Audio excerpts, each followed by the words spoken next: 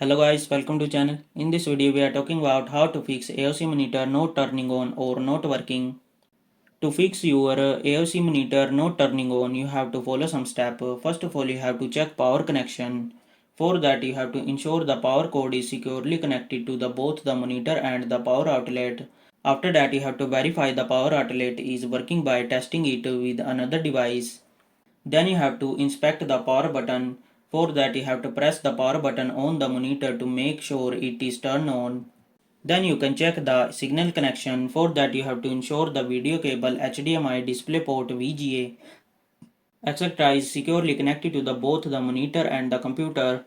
After that you have to test the monitor with another cable, swap the video cable with another one to rule out the faulty cable. Then you can try a different port or device. For that you have to connect the monitor to a different video output port on your computer or test it with another computer. After that you have to adjust your monitor setting. Use the monitor's menu to ensure it is set to the correct input source. After that you can also try to reset the monitor. For that you have to unplug the monitor from the power source for few minutes and then you have to plug it back in. This will reset your monitor to its factory settings. Hopefully this video helped you to fix AOC monitor not turning on. Thanks for watching.